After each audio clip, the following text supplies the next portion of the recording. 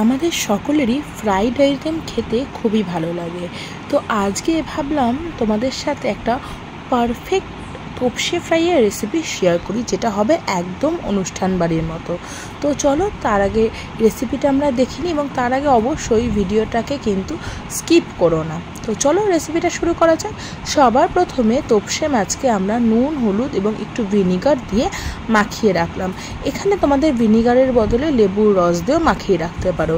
এরপরে দিয়ে দিলাম এর মধ্যে আদা, রসুন এবং তার সাথে একটুখানি কাঁচা লঙ্কা দিয়ে পেস্ট, সেটা দিয়ে ম্যারিনেট করে বেশ কিছুক্ষণ, মোটামুটি কয়েক ঘন্টা মতো রেখে দিতে হবে।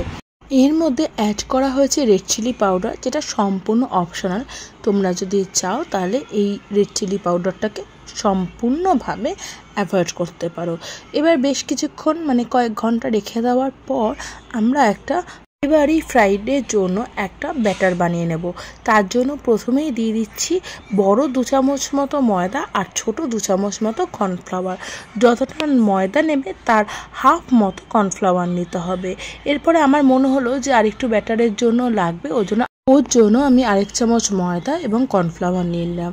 এর মধ্যে দিয়ে দিলাম 1 চামচ মতো বেকিং পাউডার, দিয়ে দিলাম পরিমাণ মতো নুন এবং অল্প একটু রেড চিলি পাউডার, এবং জল দিয়ে এটাকে খুব ভালো করে ফেটাতে হবে যতক্ষণ না এর মধ্যে একটা স্মুথ ব্যাপারটা আসছে। তো খুব ভালোভাবে আমাদের হাতের সাহায্যে এটাকে ফেটিয়ে নিতে হবে।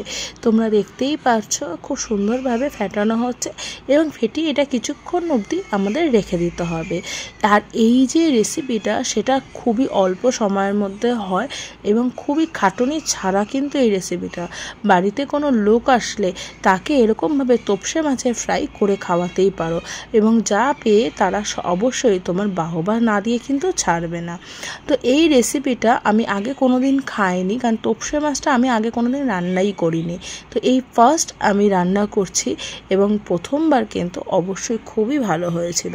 তো এবার এই যে মাছগুলো আমি ম্যারিনেট করে রেখেছিলাম, সেটাই ব্যাটারে এক কোট করে দিয়ে গরম গরম তেলে ছেড়ে দিলেই আমাদের রেডি হয়ে যাবে তোপসে মাছের ফ্রাই। তোমরা চাইলে এটাকে আরও 1 কোটও দিতে পারো, তাহলে কি হয়, ওপরের যে ব্যাটারের যে কোটিংটা একটু মোটা হয়ে যাবে। আদারওয়াইজ 1 কোটও তোমরা ভেজে নিতে পারো, কিন্তু এর ক্ষেত্রে সবথেকে জরুরি যেটা, সেটা একটু বেশি তেল দিতে হবে, কারণ বেশি তেলে না ভাজলে এটা নিচে আটকে যাওয়ার সম্ভাবনা থাকবে।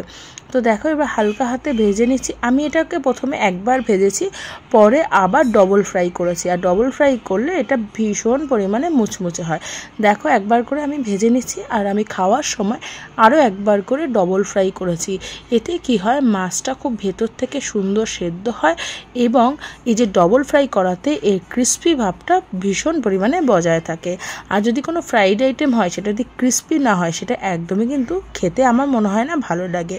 তোমাদেরও কি তাই মত? আমাকে অবশ্যই কমেন্ট করে জানিও। তোমাদের সাথে কথা বলতে বলতে দেখো মোটামুটি আমার সবকটা মাছ ভাজা হয়ে গেছে। এখানে আমি 10টা মতো মাছ নিয়েছিলাম, এবং 10টা মতো মাছ আস্তে আস্তে করে ভেজে নিয়েছি। হ্যাঁ, তবে এটা অবশ্যই সাজেস্ট করবো 1-2 করেই ভেজো।